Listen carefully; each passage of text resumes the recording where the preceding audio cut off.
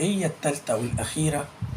منتخب مصر تحت 20 سنة يا جماعة، والله العظيم مش عشان حاجة، احنا عندنا لعيبة كويسة جدا، احنا عندنا ناس جامدة جدا جدا جدا، بس انت محتاج جهاز فني قوي.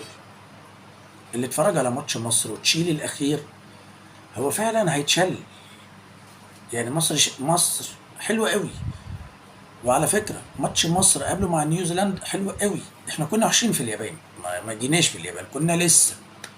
انما مصر ونيوزيلندا عملنا ماتش عالي قوي. مصر وشيلي احنا يعني مسيطرين، احنا بنلعب صاحب الارض، يعني احنا بنلعب صاحب الارض. عمر خضر لما يجي فاول ويقف يتنطط، ومحمد عبد الله عايز يشوط وعمر خضر عايز يشوط، ده ان دل بس يدل ان العيال ديت متاسسه صح. العيال ديت عندها ثبات انفعالي. الدقيقه 95 اخر لعبه في الماتش، لو ضاعت العيال ديت هتتشتم بالاب والام. هم ولا هنا، انا عايز اشوط الفاول جه وعايز اشوط، ما هي مش بيلين كمان، ده فاول وصعب. يعني عايز حد حريف، حد قوير. محمد عبد الله عايز يشوطه، ومحمد عبد الله شاط كوره في الشوط الاول جت في العارضه في السوكه، فحلو قوي. قيس بقى كل العيال الجامده قوي دي ومعانا جهاز فني. يعني يا اخوانا اسامه نبيه واللي معاه. يا جماعه انتوا مش عارفين امكانيات لعيبتكم، والله العظيم حرام عليكم. ولا انتوا بتعتمدوا مثلا ان الماتش الساعه 2 بالليل فاحنا مش فاضيين هننام؟ ما احنا بنعرف النتيجه الصبح. هو احنا فعلا مش فاضيين هننام، بس بنعرف النتيجه الصبح.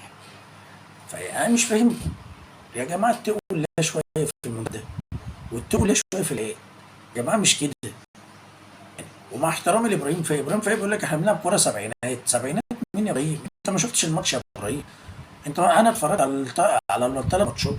لا مصر بتلعب كوره حلوه، ومصر عندها كوره حلوه، العيال كويسه. يا جماعه مش عايزين نقد على الفاضي، ومش عايزين، بس احنا عندنا جهاز فني ضعيف.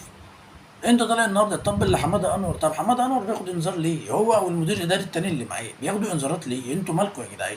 مش في راجل بيتكلم اسمه مدير فني؟